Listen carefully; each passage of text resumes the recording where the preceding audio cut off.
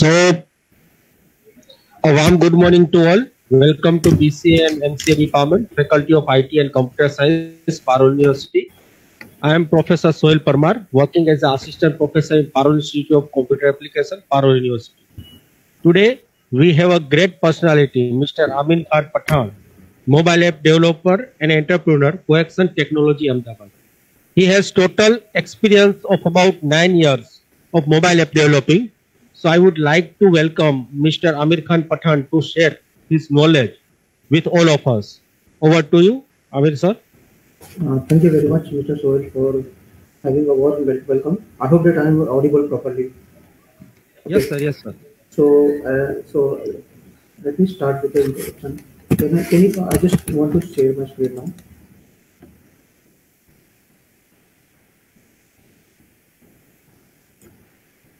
Can you see my screen? Yes, sir. Yes, sir. Your screen is visible. Okay. So hello everyone. Good morning to all of you. Thanks. So first of all, I would like to thank Mr. Sohail for having me this opportunity to present myself as a mobile application developer. And so introducing myself, I have started my career as a mobile application developer in 2011. And after that, I have overall 9-year experience in mobile application development. Since from 2017, I'm also working as a co-founder of one of the startup IT organization in Ahmedabad. So basically, my organization is working in a mobile application development, considering the cross-platform technology and the native application development. We are also working in artificial intelligence solution as a consultant. Okay, so this is it. Now, we are working as artificial intelligence consultant, and we have served the different uh, part of the software as a service provider. Okay, and like in different countries like Singapore, then Denmark, Georgia, and currently we are working with one of the company in Hong Kong for the artificial intelligence solution provider. Okay. So today's topic is to have the introduction regarding the mobile application development in general. So we are going to see how the mobile application development technology has been revolution from the last couple of years, and what is the future of that, and what are the part we can use for the developing the mobile application development. And so we will see everything one by one. So these are the topics we are going to cover. Uh, Briefly, I will have the overview of that, and understanding the mobile application, then cross-platform mobile application development, native, hybrid, and at the end we will try to compare each of the platform and what is the conclusion, and then we will also take even some question answer from you guys. Okay, so here we start understanding the mobile application. So nowadays, actually, mobile application is part of each of the industry demand. Okay, so now if for any of the industry in the market, they want to actually take their business online, and the mobile application is the key need for each of the businesses right now. Okay, so how the mobile application development work exactly? This is just a basic idea about it. So as you can see that ideally what happen, for example, if we have any news application, okay, so the news data is getting fetched from the web application or web server in general. Okay, so here as you can see, there is a mobile application, web application, there is a central repository, and we have to actually call the API and fetch the data by calling the API from the database. So this is it, and this is how they actually there are multiple servers, and different actually data is delivering to the mobile application from the API product.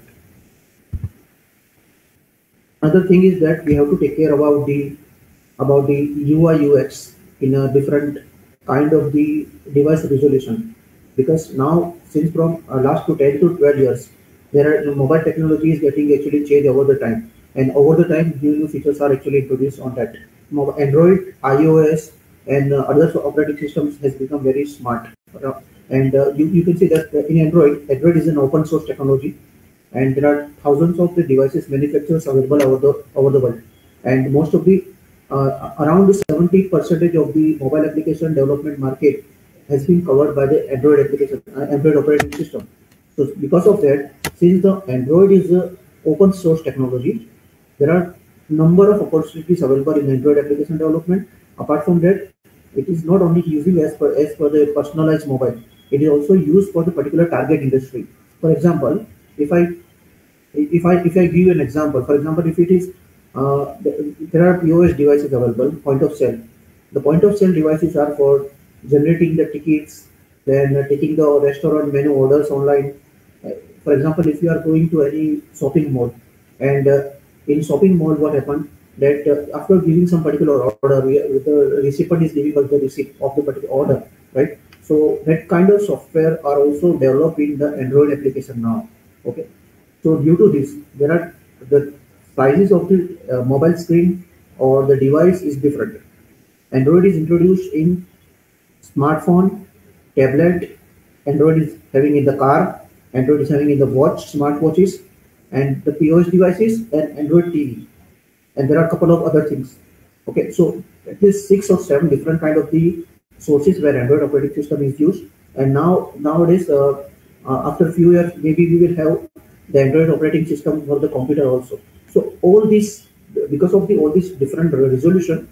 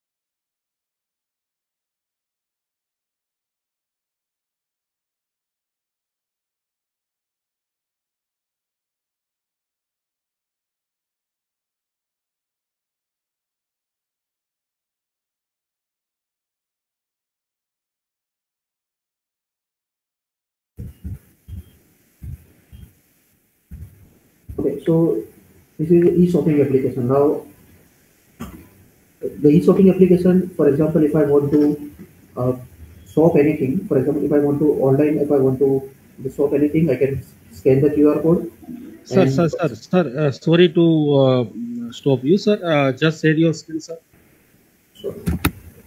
sorry, sorry, I just forgot it.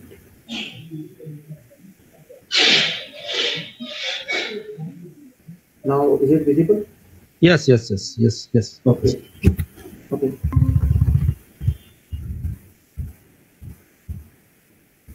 So what is the purpose of the e-shopping application? Now, due to the COVID-19, recently, from last 1 year, 1.5 year actually, and before that also, the demand of the e-commerce is very large right now in the market. Even the small businesses are also going online, right? So they want to actually make the touchless application, so touchless things that the user can just scan the product, they can actually select the quantity of the product, and the product should be delivered on their home. So based on like the nowadays, from the last couple of years, the e-commerce has been booming into the market. So the mobile application has taken the major role in this particular area. Each of the products are actually combined with the QR code or barcode with it. So we can just scan the QR code or barcode and then we can place our order. And after that, the navigation comes into the picture when we are tracking our order. We are actually using the Google navigation or the map kit because the Google and Mapkit both are very popular for the navigation. And when we are actually ordering something, then it is after that we need to take track our order. We need to see what is our current order progress. We can check that with the Google navigation, and that all the things are working based on the GPS. The push notification, as you can see, all the people are who are using the smartphone. We can have number of thousands of the notification coming from the different application. So this is how it works. That is a push notification. So push notification, if you want to send, there are a couple of services available for that. How basically push notification work? This is a web application.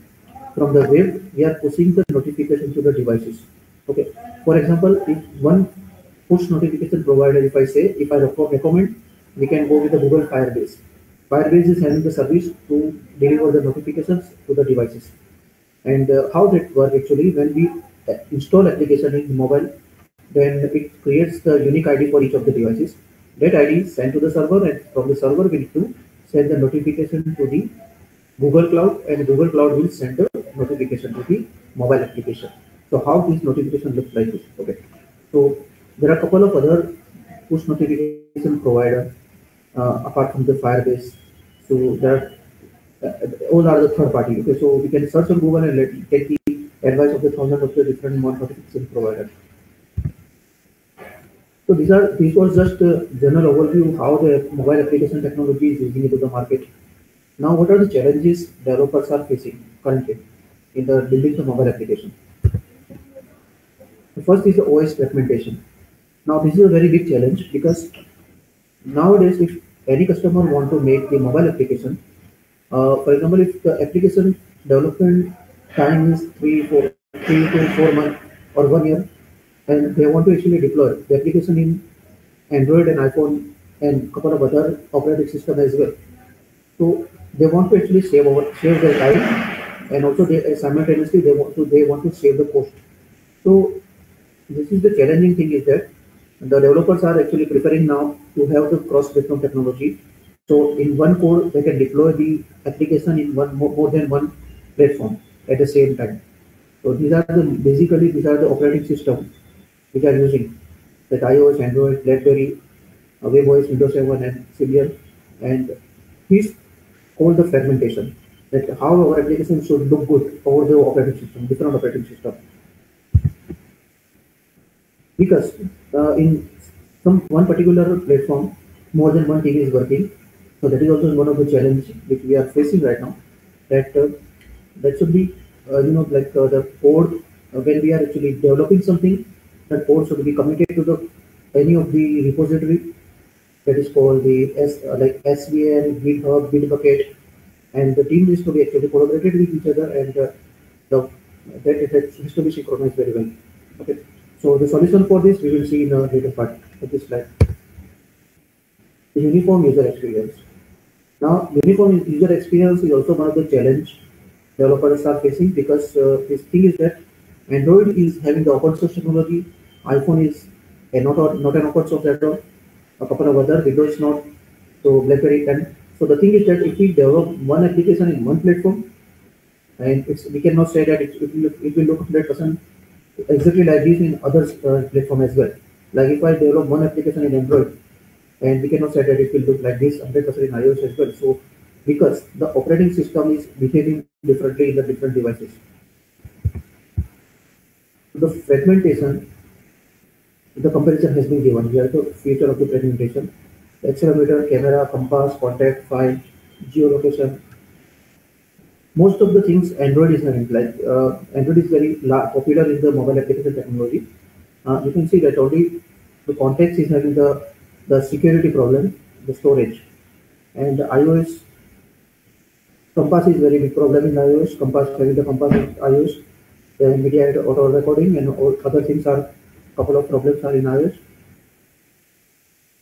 So for the reference, this I can share later after the presentation has been completed. Type of, okay, now we see the type of the mobile application development. So what are the type of the mobile application development? What technology we can use? So mobile application technology has been divided into three different parts. First is a native application development.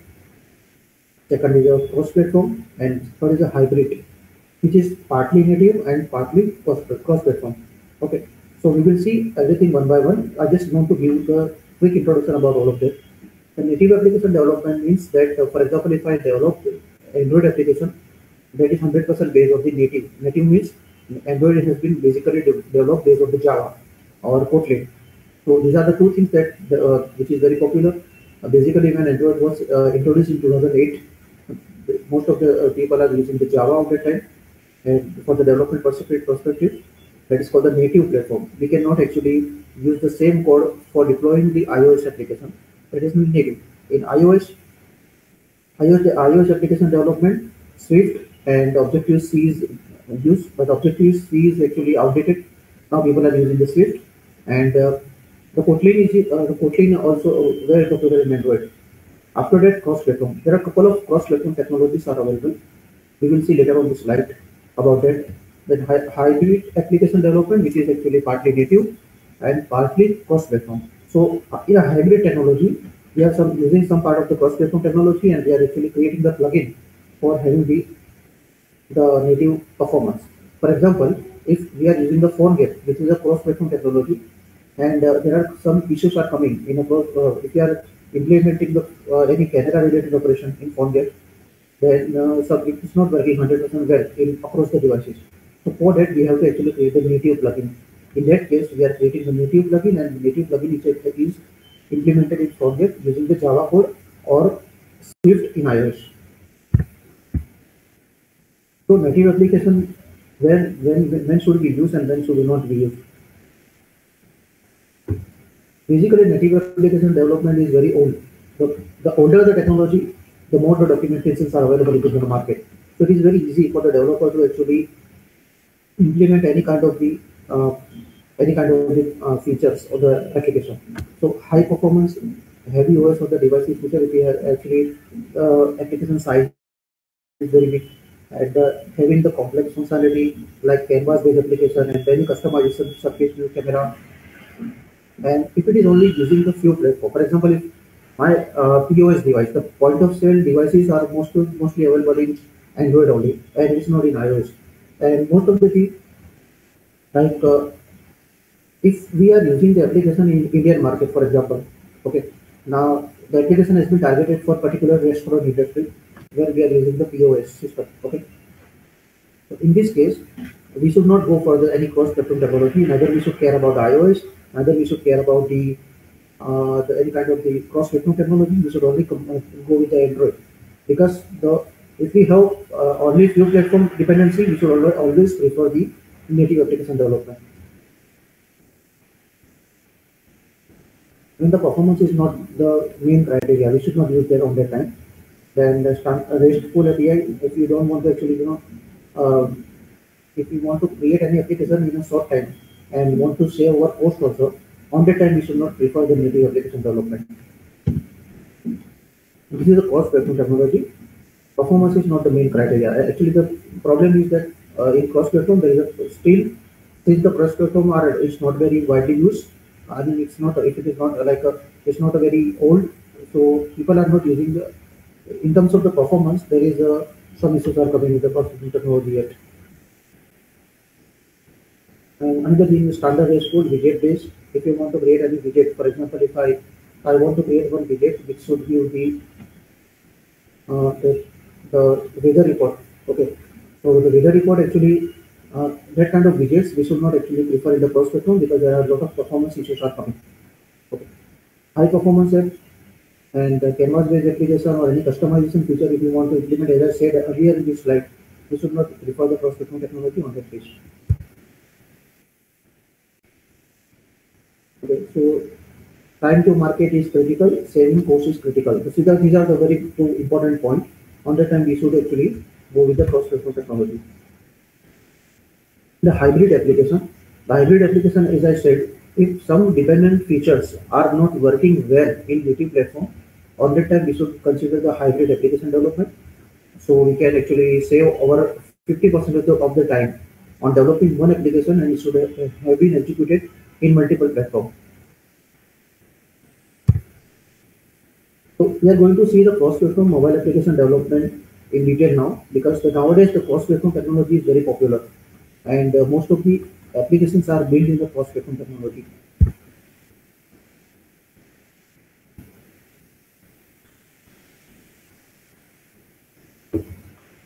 So here it's explained how the cross-platform actually work. Cross-platform, you can see that the cross-platform it is having the one source code and it's deployed over the uh, different operating system versions. For example, common platform, WebKit, and maybe to the native. So what basically it's how it works. Basically, it is working based on the WebKit or WebKit. In general, we can say the WebKit. So generally, for example, there are one platform technology which is PhoneGap or React Native. So React Native is very popular right now. The Instagram and couple of very big applications are based on the React Native. Okay. Then native to the native. If we want to map some particular application as a hybrid application, then we should use the Titanium. Then PhoneGap is, this is just the two examples. That PhoneGap is one technology and Titanium is a different technology. So this is how the reviews looks like. In mobile, if we open any URL in browser, so it is loading into the review like this. Okay. Ideally, in any of the cross-platform technology, we are using the JavaScript and a couple of JS support and based on the HTML, which is the responsive pages, and we are deploying based on the different technology. We are going to deploy based on the platform independent. Hybrid application are basically the native code. It is HTML and JavaScript. And for some plugins, we are taking the Java, C++, Objective-C. Objective-C is iOS code and Java is for Android. Maybe we can include the Kotlin here, Swift also here for this Android and iOS. HTML, CSS application uses. Okay, so here I have just given the example. This application, this code is for the PhoneGap technology, CodeOver. Okay, PhoneGap is also known as a CodeOver. So it is also cross-platform technology. So basically, how does it work? Like this is the kind of the navigator.camera.get picture. There is just one code snippet here. The PhoneGap, if you navigate to the PhoneGap.com, there are a couple of good examples are given how the PhoneGap applications are working.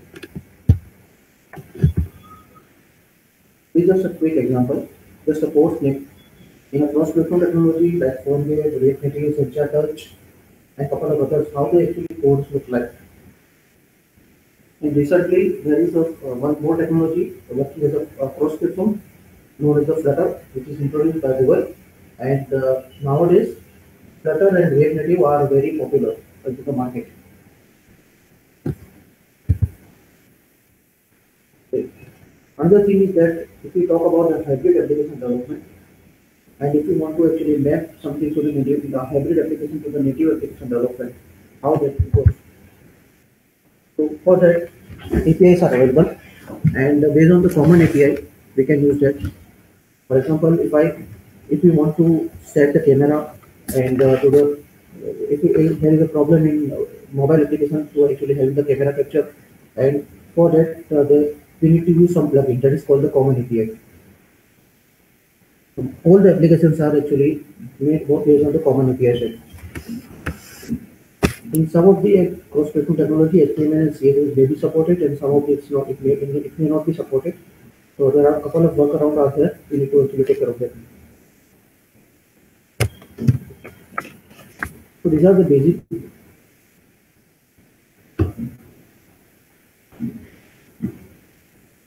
Okay. So these are the basic actually uh, platform which are working as a common platform and relating to the native and native application development. We can use if you want to write if you want to see how the cross-platform technology works. So these are the different platforms are available for that. Based on our expertise, based on our interest, we can choose any of the platform. For example, framework 7, Buildfire, JS, Ionic, jQuery Mobile, Xamarin, Coco Story, Unity, React, and Flutter. So if I go any of them, like Ionic is quite old. jQuery Mobile is, I think, very old. So documentations are available very in a very manner. Community is also very good. Xamarin is also very good. The Coco Studio is for basically for the game development, but also we can use for the cross-platform application development. And Unity either 2D or 3D. The Unity 3D is for the if we want to make our career in the gaming, we can use Unity 3D and Unity 3D also there. So 2D and 3D games we can develop, and it is also cross-platform. So if I, for example, if we deploy any game in Unity 2D or 3D, we can deploy in Android, and we can actually use that for the web, Android, and iOS. The React Native. Now, one of the most popular cross-platform technology nowadays is the React Native. A lot of big applications are actually working on or based on the React Native, which are live in the industry, and Flutter. So the React Native and Flutter are currently into the competition. Since the React Native is quite older compared to the Flutter, so now there are too many documentations are also available for the React Native. So based on that, the Flutter is based on the Dart programming language, and React Native is basically JavaScript and JS. And so based on our interest, we can choose whatever we want to actually develop. And if you want to use any hybrid application development, we can use the Titanium and Rodis mobile application. So how this is actually there are too many different cross-platform technologies are there. I have just given the how the two technologies are actually behaving differently. For example, if you develop one screen in PhoneGate and one in a Titanium, Titanium is a hybrid application development, and then PhoneGate is for the cross-platform.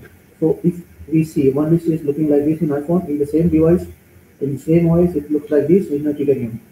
So this is a native feature which is used by the plugin, and this is actually PhoneGate. This is a cross-platform. So the UI is actually having difference based on the different platform we are using.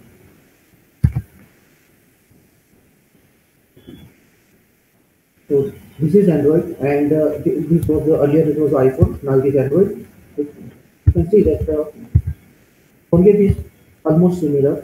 Here the UI of Android and iOS is almost similar, but in Titanium the UI is different because this is a native interface. Native is basically the mobile application interface, and here in Android it looks like this.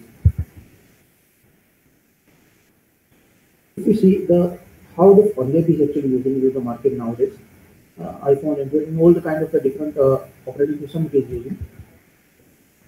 PhoneGate is basically built on HTML, CSS, and JavaScript. So if we have interest on HTML, CSS, if we are very good in HTML, CSS, and JavaScript, we can go for the PhoneGate. So basically, PhoneGate applications are always deployed based on the web standard.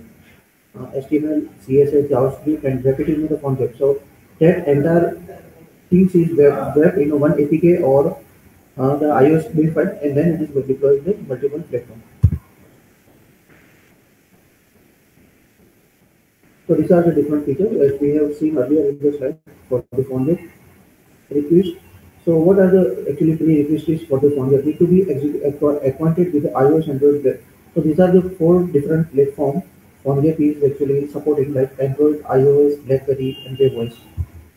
You need to be very good in HTML and JavaScript if you want, or like GWT and this CSS. If the developer is very expert in this all this technology, they can choose the PhoneGate for the development. We need to be like in JavaScript, different libraries are available. So all the libraries we should be aware about it, ATF code and other things, and we should be for in terms of the IDE, we are generally using for the Android Studio export for the development. So PhoneGate basically support all the IDE, standard IDE. So this is how the PhoneGate application looks like. This is PhoneGate application. Based on the Android and iOS, it behaves differently like this. Titanium is as we discussed earlier, Titanium is for the hybrid application development. Accelerated, there are a couple of SDKs available, Titanium Module SDK, Accelerator SDK, and there are a couple of things which is paid. So basically, whatever we are using for the development purpose, like native Android, iOS, some of the cross-platform technology, some of it, so most of the things are free, and the license is also free. We can use that, but like Titanium is having some paid modules as well. This is how the basic Titanium actually looks like, and for the API calling, etc., we can use the retrofit and the body library. So you need to have some basic web development skill and the native application development skill as well for the Titanium application development. So this is how actually Titanium having different widgets available for the development purpose, like iPhone and Android. You can see that it is using the native interface and trying to actually look the application like 100% native. This is the Titanium architecture based on the HTML, CSS, JavaScript, and Ruby or Python or whatever server-side scripting we can use.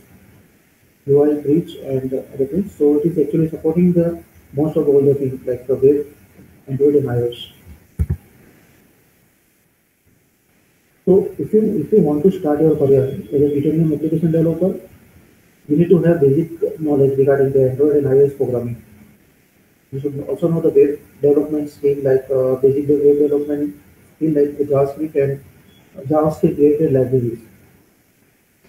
The IDE you can use Android Studio and also there are a couple of IDEs available which is basically particularly made for the Titanium only. This is how actually the Titanium screen looks like, and actually if you want to just see across the devices, you can just create one build and install in a different operating system. One important things which I wanted to actually explain here is like if you want to create any application nowadays, you don't need maybe the server is also very important part. So generally AWS and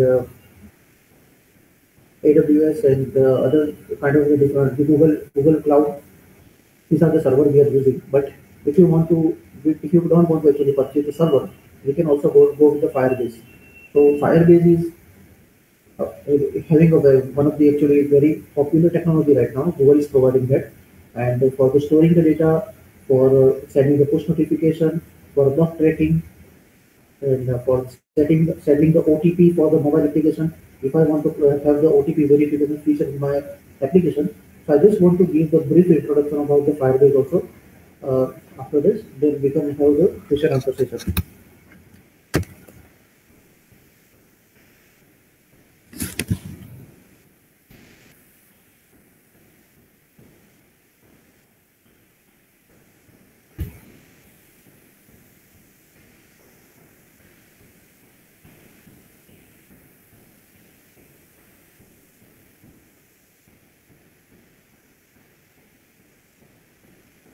Firebase is actually basically we are using for if you go to the firebase.com, basically what we are actually how we are using the Firebase, because Google has actually given the very good platform to create and build a mobile application, which is we can just make our application serverless.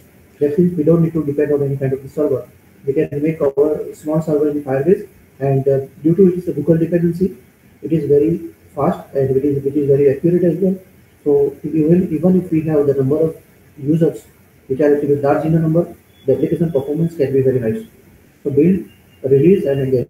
Now these are the things that if you want to create, if you are making any mobile application, and I want to test the performance of that, I can just create the application and I can upload that for the analysis. So Firebase will get the analyze that and give us the test report. So this is the test lab. You can see the Firebase test lab. The test lab is having the test in the lab. Not we just need to actually upload our application and that will send us the report. So we don't need to actually manually create the entire application. So for the performance perspective, it is very good. So Google Cloud is basically for saving the data. Machine learning, as we know all know that nowadays the artificial intelligence is very popular, and for example, if I want to create any application which is a chat based, and if I want to create the chatbot, right? For if my application is having the customer service representative or customer care executive, so for that we need to create the chatbot. So chatbot we can create based on the machine learning. And if you want to create a chatbot, the process is very time consuming, basically for training the custom model in Python. So machine learning kit Firebase is giving, we can directly use that. We can actually train our model, and machine based on that actually it works. So we have to actually just we don't need to we just need to train the model here. We don't need to create the Python code on server and spend and host that on AWS, Amazon Cloud, and all that thing. We don't need to do that. The cloud function, there are a couple of cloud functions are available for storage and everything. Authentication, if you want to give the Facebook and Google login in our application, we can use the Firebase authentication toolkit for that, which is available for Android and iOS both. Hosting, as I said here, we don't need to actually depend on any third party hosting provider, Google Cloud or AWS or whatsoever. We can use Firebase directly. The cloud storage, the similar cloud storage also we can use. We can create our own database and we can host the data on that. The real-time database, the Pressletics, this is one of the very important feature of mobile application development. Actually, when the application is deployed and it goes live, so after that, we always want to see how the application performs in the production. So for that, basically, we are using the Pressletics. For example, ideally in Android, ideally what happens in Android that thousands of the different manufacturers are available. So if I deploy one application in one and it works very well across the 10 devices, but in 11th device, the same application is having some issue. Either it is crashing or not working properly. So as a developer, how can I know that what is the exact problem in my that particular device? So for that, Firebase Crashlytics is very good feature. We can just see how we can actually just track the log that if my application has crashed, I can see that it will give us the report that what is the operating system of the device, what is the battery level of the device, what is the location turn on or not, a couple of other things like operating system, the device model name. So based on that, we can, as a developer, we can come to know that yes, my application is crashing due to this, and I can fix that and I can upload it again for the review. So basically, it's very good feature for the maintaining our application and the quality of the maintaining the quality of the application. Another is performance monitoring. The performance monitoring is also a very good feature for, like for example, if I am calling the API, if you are loading the API data for the user to very large data, so for that performance monitoring is used. That will give us the report of the how the application is behaving across the devices and how the performance is good or not in different kind of devices. This is the Firebase test. This is the performance monitoring. As I said, you can go to the firebase.com and see that how the across the devices how it behaves based on the 2G network, 3G network, 4G network, Wi-Fi, or different kind of the network. How my application is performing. Okay. Another thing is the Firebase test lab. The test lab is basically for the testing application, the maintaining the performance, and memory management, all other things we can use the Firebase test lab. App distribution. For example, if I want to, I have created one application and I want to, I have created 10 test users. Before I move my application to the production, I can distribute the application to the 10 different users. They can test. If that goes well, we can move the application to the production. The in-app messaging. The in-app messaging is basically for the broadcasting. Like for example, if I have created one application, the event schedule application, and after after my actually I have one event. For example, today tomorrow at 3 p.m. I have one event, and before half an hour I want to remind the user that you have event at this particular time. So we can use the event in-app messaging that can broadcast the message and just remind the user that yes before 3 hours. So for that we don't need to use the push notification. Google Analytics. So Google Analytics is also one of the very good feature for the large scale application. If some applications are very big, we can, and if you want to see that, for example, if I have one news application and news application is having the different categories like local news, international news, all India news, and the thing is the comment section, everything. So if I want to see as an admin of the application, I want to see how many people are actually going to the Indian news section, how many people are daily checking the international news section, how many people are daily using the local news section. So based on that, I can make my product. I can improve my product. Okay, so this is one of the very good features. We just need to in analytics we need to actually write some code, and based on that that will give us the graphical information like this. So geographical. I can also see that if my application, how much users are popular in how much users are using the application in some particular country, like India, how much users are using in America, how much users are using. So based on the geographics, the retention, the average revenue, and this is just for the monetization feature, the engagement. So these are the different things we can use. The SDK is also available for it. The predictions. The predictions feature is also one of the like if we upload application for testing and based on what it does actually. For example, if I want to check see how if my application is having the large load, large traffic, so this tool will automatically create the traffic and test our application.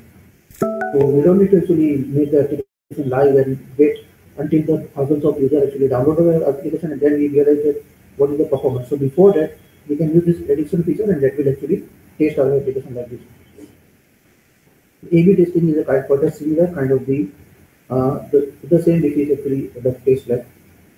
The cloud messaging which I told earlier that is based on the push notification model. So if I want to send the notification across the devices, we can use the cloud messaging. This is basically available for Android and iOS. Okay, so the one message we send, it is going to the different devices, across the devices, whatever the user has installed our application. The cloud messaging, basically what we can do, we can show the image, text, and any other thing, and we can also see the report that how much notifications have been delivered, which is gender, and to what gender the notification has been delivered, and which location, which operating system, and all the other detailed analysis we can get from here. The remote config and dynamic links.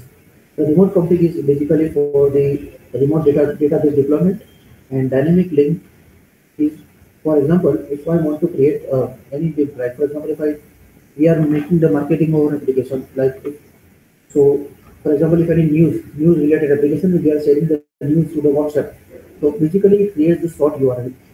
Okay, so when user click on that particular URL, the relative news application should open. For example, Times of India. If I open the Times of India and I go to the detail page of the news section, and I save that news. And when user click on that particular link, the Times of India application should be open. So for that, we are using the dynamic link concept in the Firebase. Okay. So these are I wanted to share the Firebase because it is very important right now. It is using across the operating system, iOS, Android, the Unity, and a couple of other platforms. It is also used in the web. So by saying this, I will just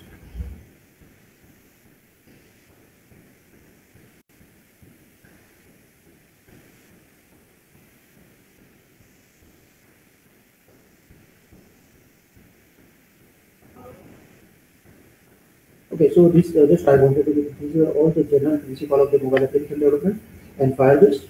And saying this, I will just conclude myself. So here is the conclusion. If you want to use the native application development, I think we can choose the native part. Everything has their own pros and cons. Ideally, if you are very expert in JavaScript web development, you should go for the source platform. Apart from the Flutter, because Flutter is not based on the this JavaScript and etc. It's totally Dart language. So we need to use the Dart language for it. And if you are good in Java or Kotlin, we can choose the Android application native development. Or if you are very good in Swift, then we should go for the iOS application development. So after saying this, I will just conclude here and would like to take question on the session. Over to you, Mr. Sohail. Thank you, sir. Thank you, sir, sharing knowledge with us. Now I have received some question from students. So, sir, can I ask the question? Sure, yeah, we can go ahead. Okay. Sir, my question is, one of my BCA students asked me, sir, each mobile screen are different. So how can our app run smoothly in each and every mobile screen? Because each and every mobile screen are different. So if I am create one application, so how it runs smoothly in each and every mobile screen? Yeah. I think as I said earlier in my presentation that if we want to create any application, it should look good in across the devices. Across the devices means it should look good in a different kind of the resolution. So for that, depending on the operating system feature we are taking. For example, if I'm developing the application in Android, native Android application development, for that there are different resolutions are available for creating the image and putting it into the HDPI, XHDPI, double XHDPI, triple XHDPI. The image also we need to create based on that. And we need to basically when we are creating the layouts, we need to actually test that because in Android Studio there are the device selection facility also available. So you can see that how that actually changing the behavior based on that. But ideally, this thing is very easy to actually achieve in a cross-platform technology. Basically, if it is HTML, CSS, JavaScript based, so it is not because we just need to create the responsive pages. Okay, but if you are creating a native application development, it is quite a challenging for the developer. As I said, I have mentioned earlier in the slide that it is a challenge for the developer, but it's not unachievable. It is achievable. We need to actually create the images based on that. And in iOS, there is a storyboard feature available. That the storyboard based on the storyboard we can do that. Okay, sir. Sir, my next question is, what are the best editor for Flutter development? I think for the Flutter, you should use the Android Studio. Android Studio is very nice nowadays because previously Android Studio was not very stable, but now it is very stable. So because it is a Google's product, and I think I would recommend the Android Studio. Okay, sir. Sir, the third question is, which one is better, Flutter and React Active? Which one is better, sir? Yeah. This is actually I am also trying to find the answer for that, but because to be honest, these are the two technology which is very popular nowadays, Flutter and React Native. If we see the differences, I will say that React Native is quite a good nowadays because the only reason is that the Flutter is not very old technology. Flutter is quite only I think 1.5 or 2 year only old. So the documentations are not very rich right now, and the community is also very less. But Flutter has a good feature because it's a Google product by the way after all. But the React Native is the community is very large, and the documentations are also very large. So compared to the Flutter, React Native is quite ahead. So we should, yeah, I mean, my personal thing is that React Native is quite good. Okay, okay, sir. Sir, another question is which kind of application we can develop on Titanium? The Titanium is actually basically for the we can if you are for developing the Titanium application, you need to have quite good knowledge of the native application development and the basic knowledge of the cross-platform in the sense the HTML and JavaScript. So kind of application which we can create any kind of almost application. It's not like that we cannot create any kind of the platform which I have mentioned.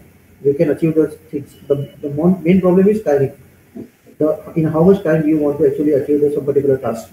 So based on that, you should decide which platform you want to use. Okay, sir. Sir, right now our 6M student are learning Android. So, can you tell him how he or she can start the Flutter? Because what is the criteria if they want to learn a Flutter technology? So, what is the main requirement to study the Flutter? So if you want to study Flutter, you should ideally for any programming language, first you should have a good command over the C and C++ language, and after that you should, if you can choose any language. Now if you want to learn Flutter, you should first learn the Dart programming language, .Dart. Okay. So for that, if you want a link or anything, I can share it after this presentation anytime. And actually, this is you need to first learn the Dart language, and after that Dart language, you can go to the Flutter.io and Flutter website officially, and there are number of the tutorials are available. They give the basic examples. Okay, okay, okay, sir. Sir, can you please say stop your screen share? Sure. So, student, thank you so much, Amir sir. Student, I will share you one link. You just click on that link and you provide the e-certificate regarding this webinar. Okay, so I am just share my screen now. Just a minute. Amir sir, if you want to leave, then you can leave, sir. Thank you very much. Thank you, Bharat University and Sohil Parmar for giving me the opportunity. Bye.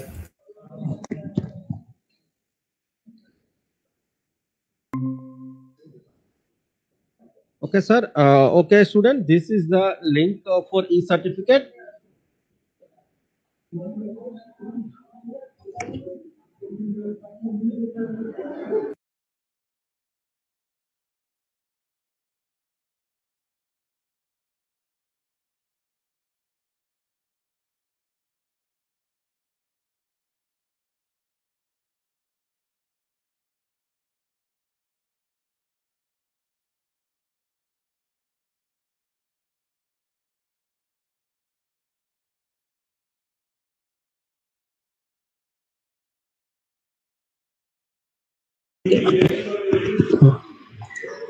Hello, sir. Hello. Hello. Hello, sir. Hello.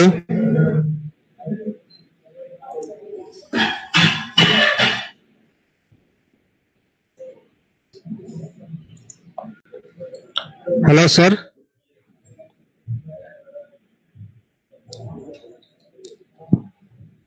Hello.